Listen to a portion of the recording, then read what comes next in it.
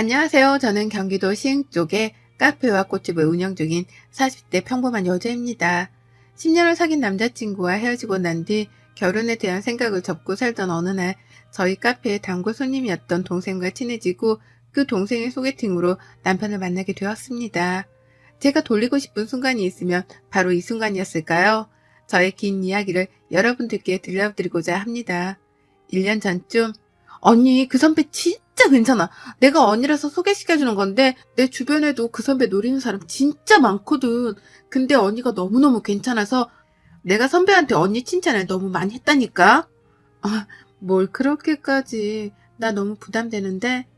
아, 무슨 부담이야. 그냥 가볍게 한번 만나봐. 동생이 선배라는 사람은 대학교 다닐 때 선배여서 지금까지 친하게 지낸다고 했는데 정말 성실하고 마음씨도 따뜻하고 얼굴도 잘생겨 학교에서 인기가 굉장히 많았다고 하더라고요. 마침 저도 혼자 선배도 혼자니 한번 만나보면 어떻겠냐는 동생의 제안에 저도 은근슬쩍 마음이 가 한번 만나보기로 했습니다. 처음 소개팅 하던 날 잔뜩 긴장한 얼굴로 나온 남편은 저에게 튤립을 하나 건네더라고요. 그러면서 저에게 처음 하던 말이 튤립의 꽃말은 고백이라고 하네요. 이렇게 나와주셔서 감사합니다. 라는 말에 우리는 그 이후부터 연인이 되었습니다. 평범한 직장인이었던 남편은 성실하고 또 성실해 회사에서도 인정받은 사람이었는데요. 하지만 저는 자영업을 하는 중이고 남자친구는 회사원이다 보니 사실 데이트하는 시간이 잘 맞지 않았습니다. 저 같은 경우에는 휴일 주말이 가장 피크이기 때문에 쉴 수 없고 남자친구는 주말이나 휴일에는 쉬기 때문에 데이트가 가능해서 속으로는 이렇게 생활 패턴이 다른데 우리가 잘 만날 수 있을까 라는 생각이 문득문득 들기도 했죠.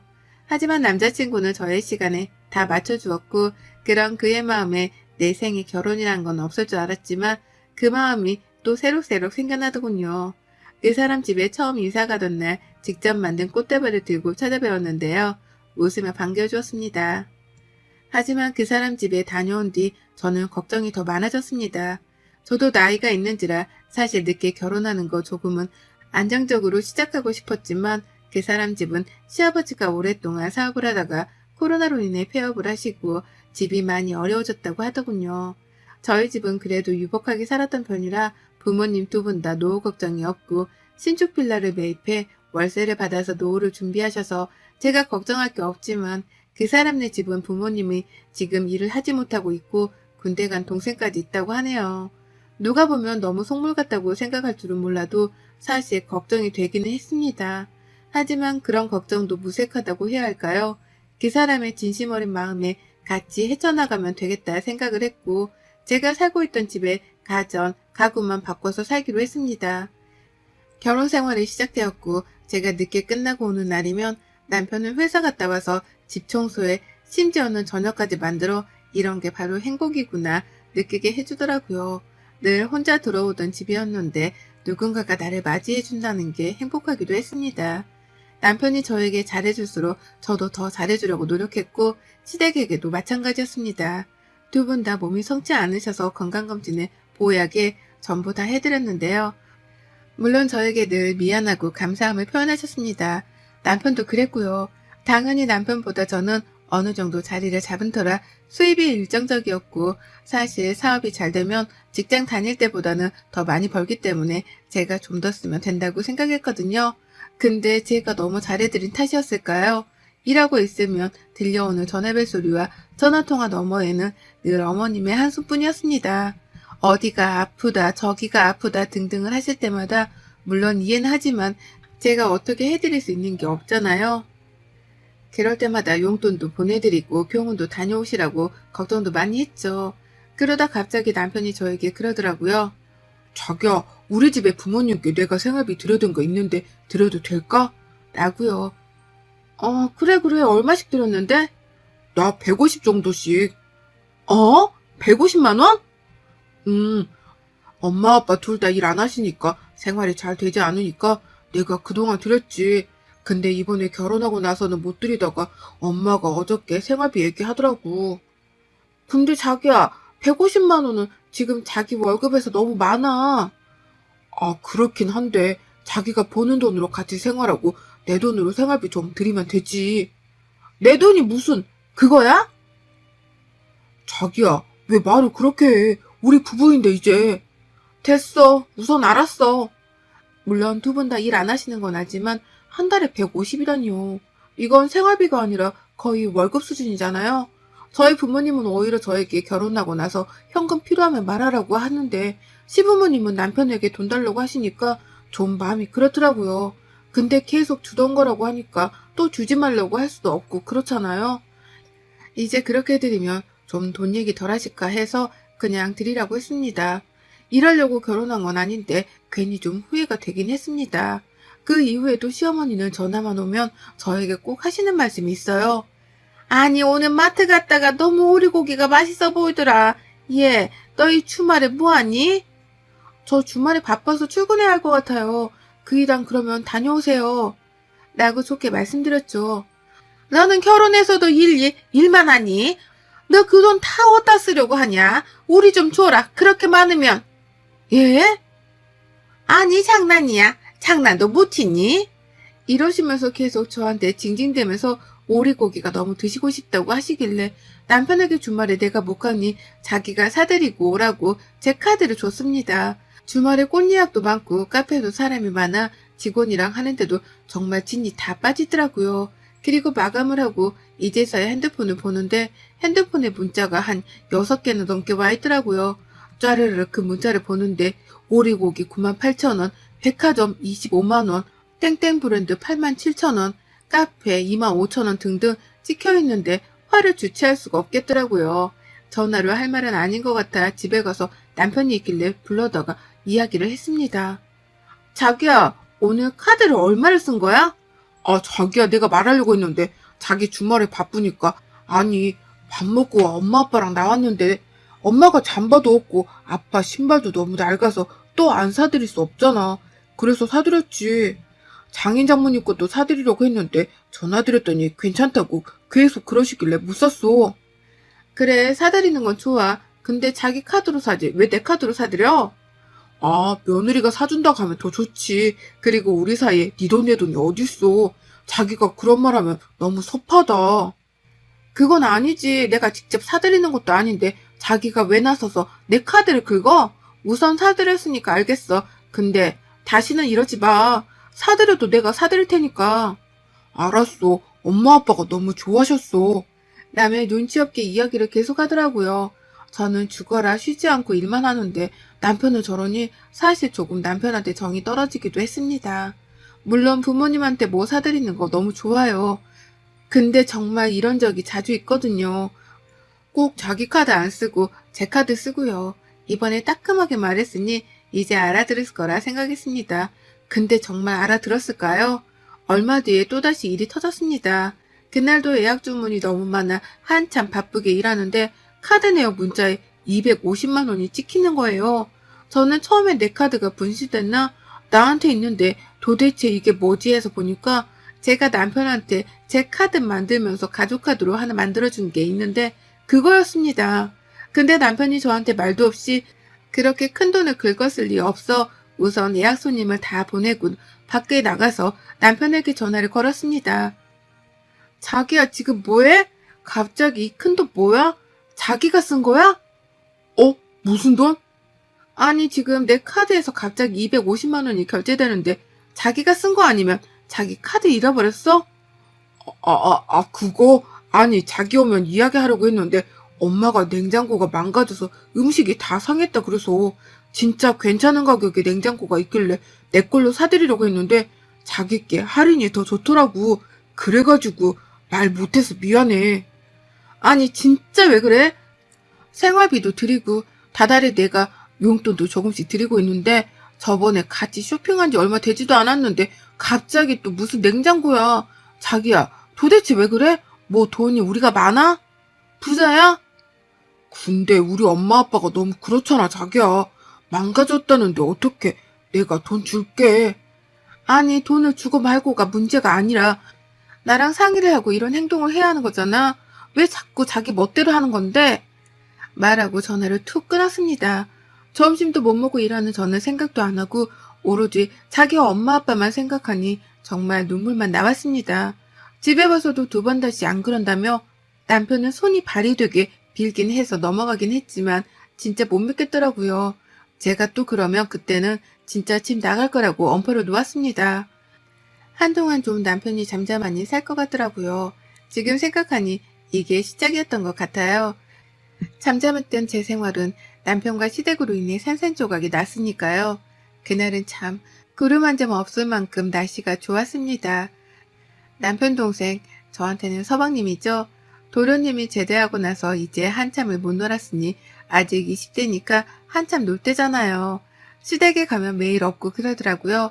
그래서 저도 결혼하고 나서 사실 많이 보지는 못했거든요. 근데 남편 말로는 어릴 때 사고를 되게 많이 쳤는데 군대 갔다 오고 나서 많이 철이 들었다고 하더라고요. 저도 그래서 그런가 보다 했고요. 제 앞에서는 말도 잘 안 하고 그냥 꾹뻑 인사만 하길래 되게 조용한 성격일 줄 알았는데 그건 또 아니라고 하대요. 그러다 그날 새벽에 자고 있는데 남편 핸드폰으로 전화벨이 계속 울리더라고요. 처음에는 알람인 줄 알고 왜 알람을 지금 맞췄냐고 끄라고 했는데 보니까 알람이 아닌 거예요. 시어머니 전화길래 남편한테 받아보라고 했는데 전화기 넘어서 들려오는 시어머니의 이야기는 아직도 그날을 상상하면 눈앞이 캄캄해 오네요. 큰애야, 어떡해. 큰일 났어. 지금 엄마 경찰서야. 무슨 소리야? 갑자기 경찰서는 왜 갔어? 아니, 작은 애가 무면허로 친구 차를 운전했는데 사고가 나서 지금 경찰서에 있어. 어떡하니 정말. 엄마 손 떨려서 지금 어떻게 해야 할지 모르겠어. 네가 좀 빨리 좀 와줘. 다친 데는 없어? 얘는 괜찮은데 상대방 쪽이 좀 다쳤나 봐. 아씨. 알았어, 갈게. 도련님이 아직 면허가 없는데 친구 차를 자기가 끌어보겠다고 끌고 나가다가 사고가 좀 크게 났나 봐요. 음주운전은 아니었다고 하는데 우선 무면허로 운전한 것 자체가 처벌 대상이 되기 때문에 처벌은 피할 수 없을 것 같다고 경찰서에서 그랬나 봐요. 남편이 불이 나게 달려갔고 저는 우선 집에 있었습니다. 아침이 되어서야 남편이 들어와서 합의하면 처벌은 그렇게 높지 않을 것 같다고 합의를 꼭 해야 한다고 하더라고요. 그래서 제가 물어봤어요. 그럼 합의하려면 어떻게 해야 하냐니까 합의금을 줘야 한대요. 저는 솔직히 합의금이 몇백 정도일 줄 알았어요. 근데 사고 난 차가 우선 외제차이고 그것만으로도 비용이 비싼데 그 사람이 다치는 바람에 합의금을 거의 1,000만 단위로 불렀더라고요. 그래서 그런 돈이 도대체 어디서 나냐고 지분이 있으니까 그걸로 담보대출이라고 그럼 알아보라고 했더니 남편이 하는 말이 정말 어처구니가 없더라고요. 자기야, 자기 적금 들어놓은 거 있잖아. 그거라도 깨서 우선 해결하면 안 될까? 어떡해. 동생 아직 앞길이 창창한데 합의라도 해야지. 무슨 소리야. 그 돈은 어떻게 깨? 그거 가게 확장하려고 모으고 있는 거 뻔히 알잖아. 내가 그 돈 어떻게 모으는지 뻔히 알면서 그런 말을 하냐? 그건 좀 그렇겠지? 알았어. 하고 그 이야기는 더 이상 끝났다고 생각했습니다. 근데 이제는 시어머니까지 합세해 저한테 그러더라고요. 새아가야, 우리 아들 어쩌니? 네가 한 번만 도와주면 안 되겠니? 우리 중에 그래도 네가 가장 돈을 잘 벌잖니. 어머님, 저도 그런 돈은 어려워요. 가게 하는데 다 쓰기도 했고요. 큰애한테 들어보니 너 들고 있는 적금이 있다던데 그거라도 깨면 안 되겠니? 이 엄마가 한 번만 부탁하자. 다른 곳에 알아보는 것보다 그래도 가족인 네가 빌려주는 게 낫잖니. 제가 빌려드리는 게 아니죠. 그거는 제가 내는 거죠. 그리고 그 돈은 저 가게 이사하려고 모으고 있는 돈이라 어려워요. 너는 어떻게 애가 그렇게 못돼 먹었니? 그럼 네 시동생 깜빵 가게 둘까 둬? 이러면서 소리를 지르시는 거예요. 소리 지르는데 할 말이 없어 전화를 그냥 저도 끊어버렸습니다. 제가 무슨 돈 나오는 기계도 아니고 몇백도 아니고 몇천을 갑자기 달라하면 누가 그거를 주냐고요. 줄 생각도 없었지만 정말 줄 생각이 있다 해도 시어머니 하는 행동에 치가 떨려 더 주고 싶지도 않았습니다. 그날 저녁 집에서 저녁 식사를 하고 있는데 다짜고짜 시어머니가 저희 집으로 찾아오셨습니다. 그러더니 갑자기 저보고 너는 피도 눈물도 없는 애야. 지금 이 나이 먹은 엄마가 다른 데 가서 돈 구걸해야 네 마음이 편하겠어? 편하겠니? 내가 그렇게 너한테 잘해줬건만 어떻게 가족이라는 사람이 이러냐? 무슨 소리세요? 도대체 잘해드린 건 어머님이 아니라 저죠. 그리고 도련님이 잘못한 거 왜 저희 보고 그러세요? 어머님 지금 사시는 집 팔아서 해주시면 되겠네요. 뭐? 넌 말이면 탄 줄 알아? 소리를 고래고래 목청이 떨어지도록 지르시길래 저도 참지 않고 질렀습니다. 제가 왜요? 너 아주 팔찍한 애구나. 어떻게 우리 착한 아들이 너 같은 애를 만나서 이래서 가족에 사람 잘못 들이면 안 된다는 말이 너를 보고 하는 말 같구나 진짜. 그 뒤로 남편이 와서 저보고 그러대요. 뭐 하는 거냐고. 아무리 그래도 엄마가 어른인데 사과드리라고요. 그래서 딱 말했습니다. 제가 그 돈 드릴게요. 근데 위자료로 제가 줄게요. 솔직히 위자료도 주고 싶은 마음 없지만 너무 딱해서 거지 적선한다 치고 드리려고요. 이제 더 이상 저 어머니 며느리 이 사람 와이프 안 하겠습니다. 이혼하자 우리. 라고 하니 어머님은 새파랗게 질리고 남편은 왜 그러냐고 계속 빌더라고요. 자기야 왜 그래? 내가 미안해 응? 아니 나는 그냥 너무 속상한데 엄마가 잘못한 거 맞지. 근데 엄마 아빠가 우리 집에 좀 그렇잖아? 그래서 나 한번 말해본 거야. 내가 두 번 다시 그런 얘기 안 꺼낼게. 이혼이라는 단어는 꺼내지 마. 어떻게 헤어져? 헤어지는 게 아니야. 자기야, 내가 자기를 버리는 거지. 착각하지 마. 그렇게 시어머니 보는 앞에서 남편이 가지고 온 짐을 전부 다 트렁크에 싸고 결혼 반지는 빼서 휴지통에 버리고 남편이 레고를 좋아해서 레고를 모았는데 그 레고장에서 레고를 다 꺼내서 산산조각 내버렸습니다. 저의 폭력적인 모습을 보더니 남편이랑 시어머니는 정말 당황을 하더라고요. 그뿐만이 아니라 남편이 제 무릎을 잡고 계속 그러길래 발로 남편의 얼굴을 미안하지만 쳤어요. 그리고 말했죠. 야, 놔. 진짜 맞기 싫으면. 자기야, 왜 그래? 미안해. 무슨 이혼이야, 이걸로.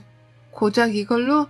내가 너네 집 그 그지근성으로 인해 이혼하고 네 하는 행동을 봐. 왜 맨날 내 카드 쓰고 생색은 네가 내냐? 하면서 생수통이 보여 생수통도 던지고 쌩 난리를 쳤습니다. 시어머니가 왜 그러냐고 미안하다고 자기가 좀 헛소리했다고 그러길래 딱 잘라 말씀드렸습니다. 어머님, 저는 어머님도 힘들지만 남편이 더 힘들었어요. 그리고 제가 무슨 호구도 아니고 돈 버는 기계예요. 저는 점심도 못 먹고 일하는데 매일같이 제 카드로 외식하고 쇼핑하고 남편이 주는 생활비에 가전제품에 이제는 합의금까지 달라 하니 무슨 집안이 깡패 집안이에요? 신고할까요? 저 놔두세요. 라고 말하고 남편이랑 시어머니랑 짐을 들고 쫓아냈습니다. 그 뒤로 정말 협의이혼을 준비했지만 남편의 강력한 이혼 결사반대로 변호사 선임해서 소송으로 가려고 합니다. 위자료 준다고 해도 저러니 할 말이 없잖아요. 반년이 넘는 시간 동안 소송을 했고 혼인기간이 짧아 재산 분할권은 아예 주어지지도 못했습니다. 이제 남편이 아니죠. 전 남편이라고 해야 하나요? 전 남편을 울고불고 법정에서도 저를 사랑한다고 개소리를 짓거리길래 웃음만 나오더라고요. 기나긴 싸움 끝에 저는 다시 혼자가 되었지만 마음은 정말 좋습니다. 그 뒤로 시어머니랑 남편은 집도 팔고 이사 갔다고 했는데 저번에 마트 갔는데 마트에서 전 시어머니를 딱 마주친 거 있죠? 거기서 청소일을 하시는 것 같더라고요. 저를 보고 흠칫하시길래 그냥 왔습니다. 바로 저게 자업자득이라고 해요. 제가 며느리일 때는 어머님 일하는 게 너무 마음이 안 좋아서 제가 일하지 말라고 막 그러기도 하고 진짜 사고 싶은 거 있으시면 다 말씀하시라고 했는데 마트에서 그렇게 싫어하던 청소일 하니 말 다 했죠. 뭐 참, 그 집안 식구들도 불쌍하죠. 거지 같은 근성만 있어서 저러니깐요. 여러분들도 능력 있으시면 혼자 사세요. 정말 좋은 사람 아니면 이렇게 힘들답니다. 저는 지금 정말 행복해요. 여러분의 생각은 댓글로 남겨주세요. 오늘도 시청해주셔서 정말 감사합니다.